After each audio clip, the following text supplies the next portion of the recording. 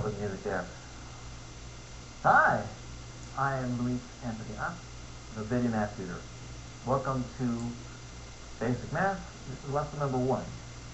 This lesson concerns with how to identify what a number is, what is the classification of a number.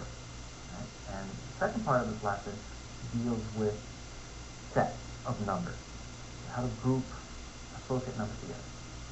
Now, before we get started, make sure, of course, you downloaded the notes and printed them up and had a chance to read through them.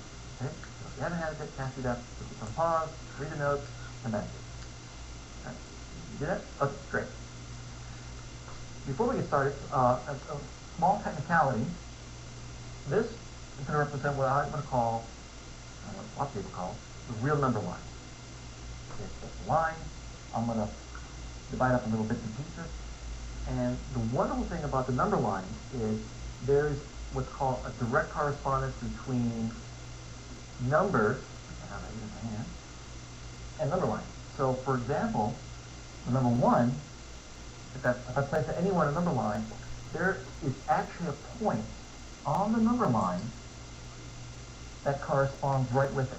And that point represents 1. I want you to understand that. Okay, have the number 2. Put that right there. The number 2 has a point on the number line that, again, directly corresponds and is associated with the number 2. Now, with this in mind, we can now talk about numbers and how they are classified and how I can actually view them on a number line. So we're going to be doing that next.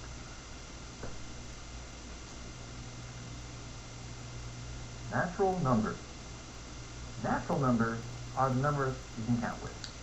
1, 2, 3, 4, 5, 6, 7, 8, 9, 10, 11, 12, 13, 14, 15, and so on. Right. We can represent the natural numbers with this symbol right here.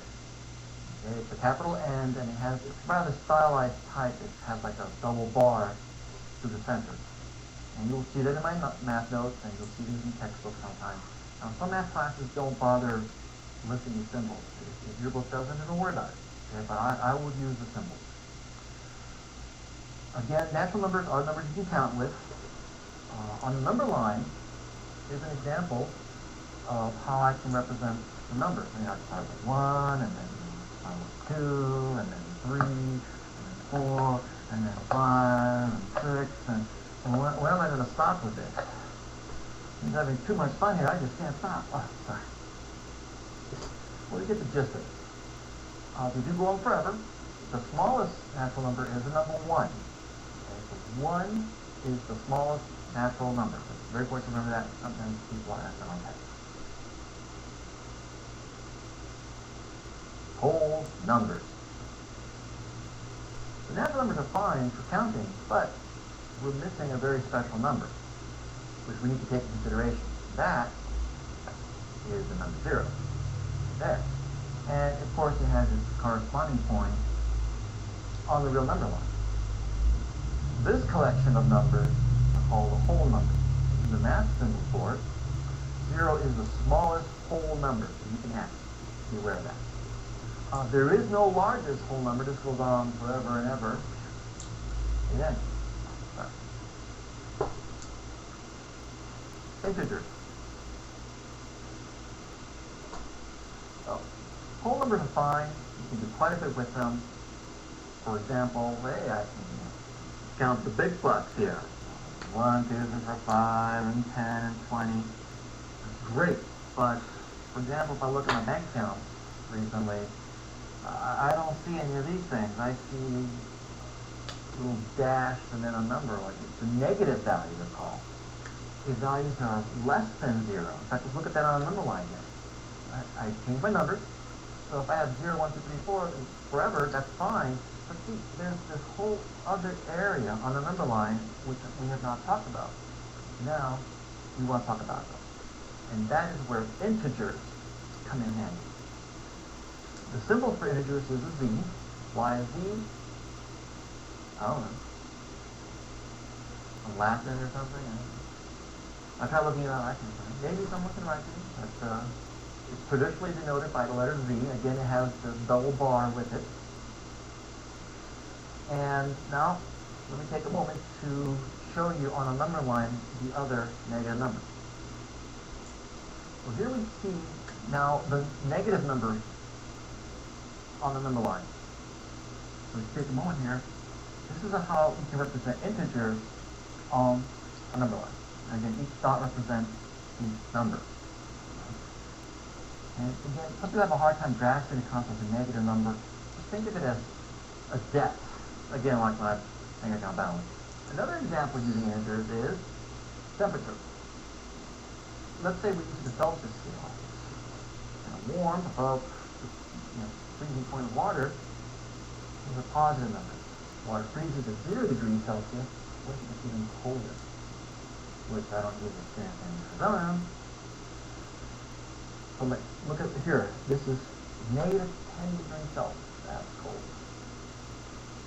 So it is important to have negative numbers, for example, with the older it gets, the colder it is, or the more negative the number.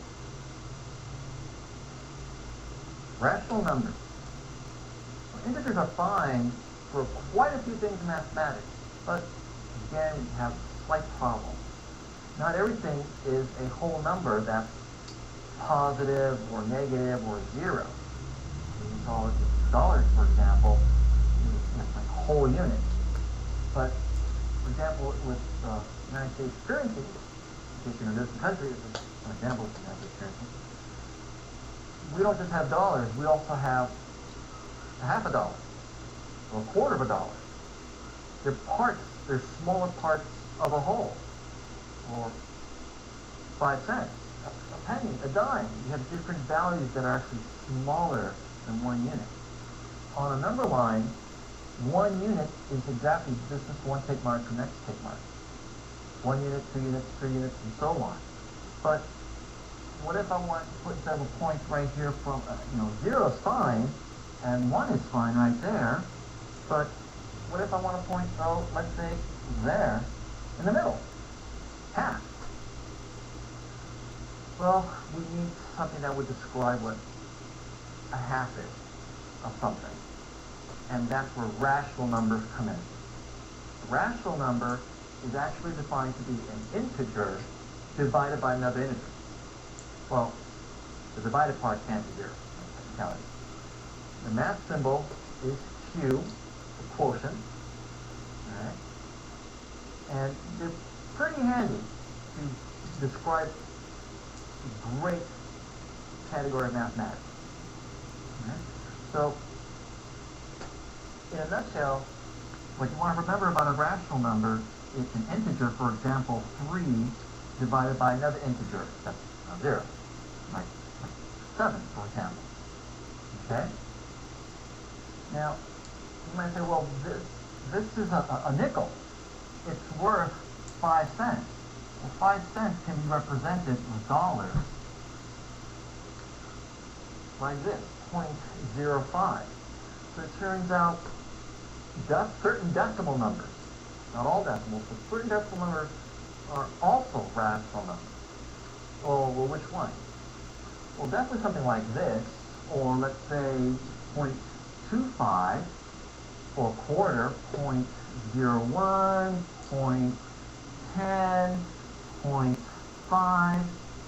Now on paper I like putting a 0 in front of all these decimals. So you'll see me do that quite a bit. And that's so I don't lose the decimal point. You'd be surprised anytime I write something like 0.5 and you probably can't even see that. Okay? Or I write down 0.5 so fast it looks like a line. I think, oops, that's a -5. And I make a mistake and I get it wrong and it's not good. So I will try to put a 0 in front of my decimal. Now, what about other types of decimals? Okay? Let's talk about that next. Now we see I've zoomed in a